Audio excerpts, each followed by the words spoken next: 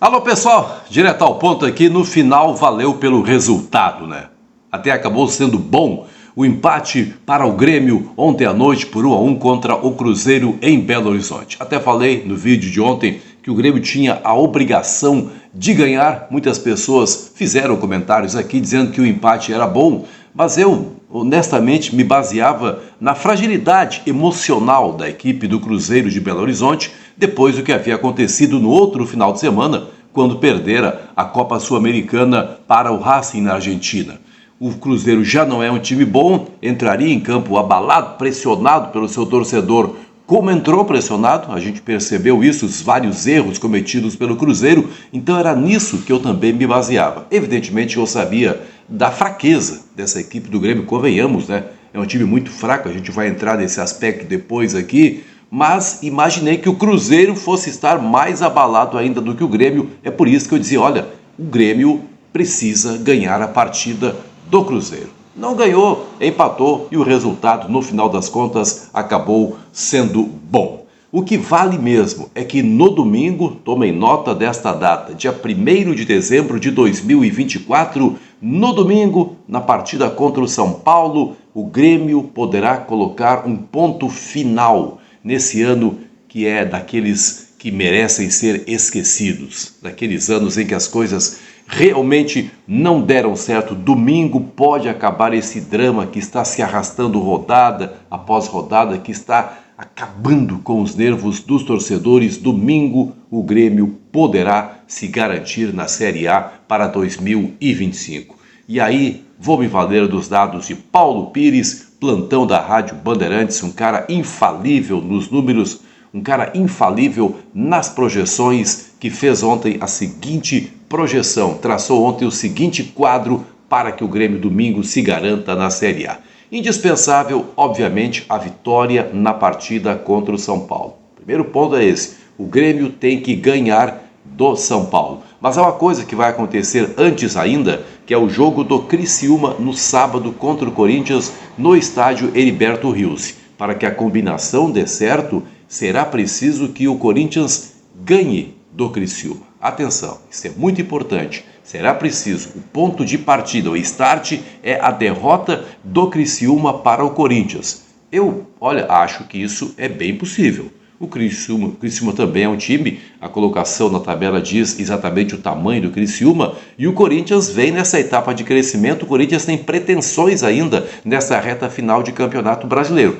Acho que o primeiro ponto já pode ser atingido no sábado, que é a vitória do Corinthians. Depois, pela ordem cronológica, veio o jogo do próprio Grêmio. O Grêmio tem que ganhar do São Paulo. E por fim, é um jogo que vai começar depois da partida do Grêmio contra o Corinthians, é o jogo do Bragantino contra o Cruzeiro, jogo marcado para Bragança Paulista. Nesse jogo, o Bragantino não pode ganhar. Então, havendo essas combinações, o Bragantino não ganhando do Cruzeiro domingo, o Grêmio ganhando do São Paulo no domingo e no sábado, o Corinthians ganhando do Criciúma, o Grêmio estará garantido na Série A. Não poderá mais ser atingido ou não poderá mais ser igualado em termos de pontos pelo Bragantino, que até acho que já está rebaixado, e pelo próprio Criciúma.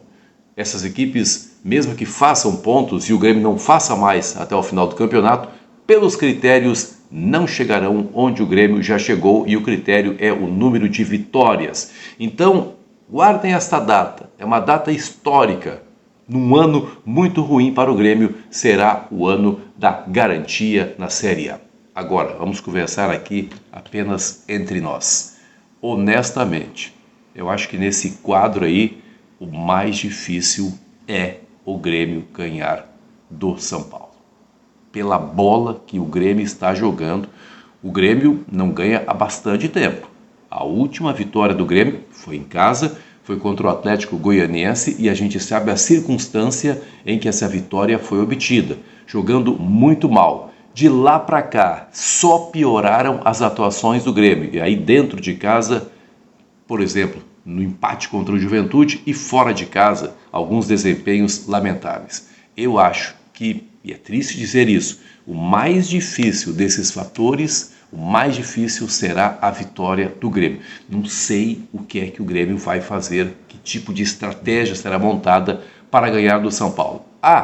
E esquecendo, há uma coisa importante. Se o Botafogo for campeão da Libertadores América no sábado, o São Paulo já estará na fase de grupos da próxima Libertadores. Aí sim, talvez dê uma aliviada e facilite as coisas para o Grêmio.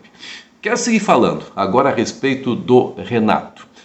Não vai dar mais entrevista, não aguento mais, tem falado com os treinadores, eles não aguentam mais falar. Está em contrato, está previsto em contrato que o treinador deve falar depois das partidas. Mas aqui vai a minha opinião. Eu sei que é um contrato, mas eu sinto falta das entrevistas do Renato. Se é para falar as coisas que ele fala, não explicar o jogo, honestamente, não vejo nenhum ganho nas entrevistas do Renato. Ele não explica nada e ele ofende as pessoas. Ontem o que ele fez foi um absurdo na entrevista. Olha, honestamente, o Marcelo Salles, falei na Rádio Bandeirantes ontem, eu tiro muito mais de uma entrevista do Marcelo Salles do que tiro de uma entrevista do Renato, porque eu gosto de ver técnicos explicando o que aconteceu. Para os meus conteúdos, para os meus vídeos, é muito melhor, porque aqui eu falo de futebol, e eu sempre falei isso, eu gosto de aprender com treinadores.